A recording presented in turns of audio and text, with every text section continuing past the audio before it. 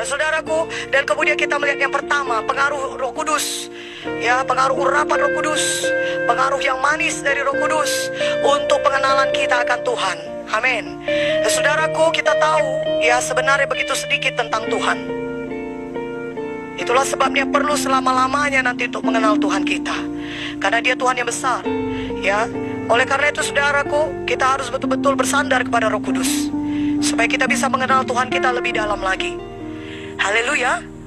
Nah, yang pertama kita lihat bagaimana Roh Kudus mempengaruhi pengenalan saudara akan Tuhan. Yang pertama, pimpinan Roh Kudus kepada kebenaran. Di bawah pengaruh yang manis Roh Kudus, saudara akan dipimpin kepada kebenaran. Suatu saudara membaca Alkitab. Haleluya. Jadi saudara waktu baca Alkitab, Roh Kudus itu akan berbicara kepada saudara. Dia pimpin saudara kepada kebenaran. Dan tahukah saudara, firman Tuhan berkata, kebenaran itu akan membebaskan kita. Kalau Roh Kudus berkata-kata saudara, Dia akan pimpin saudara kepada kebenaran. Yang artinya saudara tidak perlu takut saudara melenceng. Karena ada juga orang Kristen berkata, takut kali aku menyimpang dari jalan Tuhan, takut kali aku melakukan hal yang salah. Tidak usah takut. Kalau hati saudara murni seperti itu, datang kepada Roh Kudus, biarkan Roh Kudus memenuhi saudara, penuh dengan Roh Kudus, berbahasa roh, minta Roh Kudus menerangkan arti Alkitab, maka Dia akan memimpin saudara pada segala kebenaran. Justru Dia lebih mau memimpin saudara pada segala kebenaran. Haleluya. Roh Kudus memimpin kepada kebenaran, sudah. Jadi siap-siap. Jangan tidak bersiap sedia. Karena kadang-kadang Roh Kudus itu bekerja dengan cepat. Roh Kudus bekerja dengan tiba-tiba. Saudara sudah doakan itu beberapa lama. Saudara sudah pikirkan itu. Saudara sudah tanya kepada Tuhan. Haleluya. Ya, setiap hamba Tuhan harus dikuasai Roh Kudus. Amin. Jangan bergantung lagi kepada indera dan memakai pikiran, terus memakai kepintaran manusia. Harus mau bertanya kepada Roh Kudus. Apa yang harus kulakukan Roh Kudus? Apa yang harus kukerjakan hari ini? Bagaimana aku menghadapi ini? Nah, saudara sudah doakan itu begitu lama. Dan ketika Roh Kudus itu, saudara baca firman, Roh Kudus itu bisa berbicara kepada saudara. Kebenaran-kebenaran firman itu bisa muncul keluar.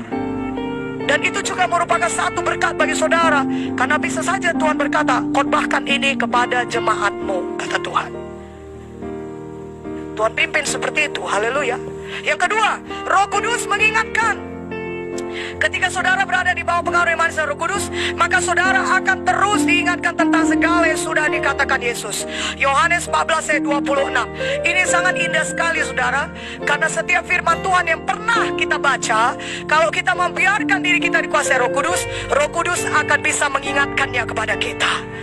Firman Tuhan yang kita dengar daripada gembala sidang atau daripada pengajar-pengajar saudaraku, pemimpin-pemimpin kita, saudara, Roh Kudus bisa mengingatkannya kembali. Dan firman Tuhan yang pernah saudara baca, Roh Kudus lah yang mengingatkannya. Kadang-kadang kita tidak mempelajari itu pada hari itu. Bukan itu yang kita baca firmannya.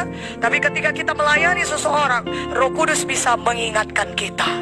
Dan hal ini bisa kita peroleh dengan cepat.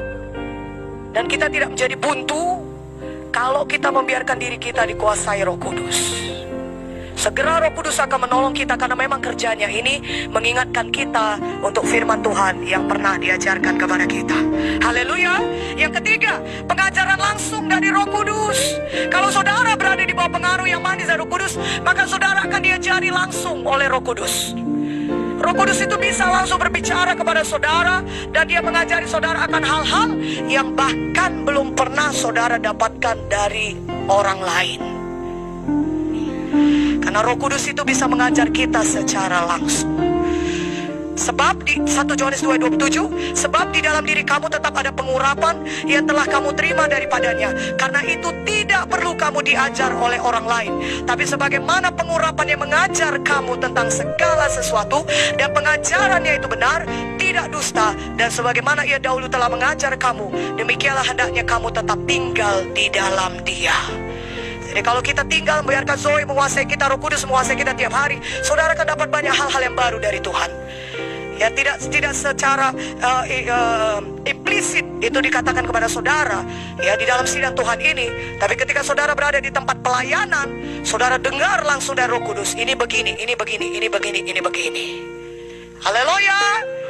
Yang keempat, pengetahuan dari Roh Kudus.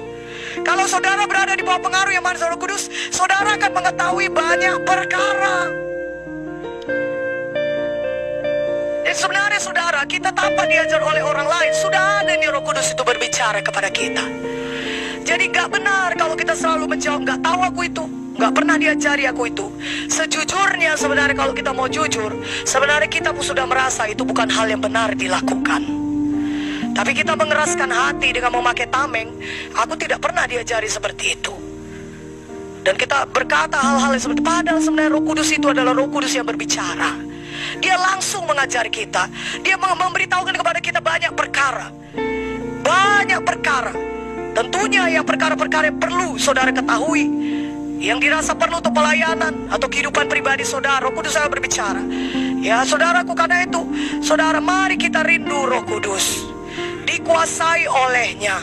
1 Yohanes 2:20, tetapi kamu telah beroleh pengurapan dari Yang Kudus, dan dengan demikian kamu semua mengetahuinya. Saudaraku, itulah dia kalau Roh Kudus itu berbeda, sudah. Kalau zaman perjanjian lama berbeda, hanya orang-orang tertentu yang dikuasai Roh Kudus yang diurapi. Tapi sekarang semuanya kita bisa mengenal pengenalan akan Tuhan, saudaraku, lewat Roh Kudus. Amin.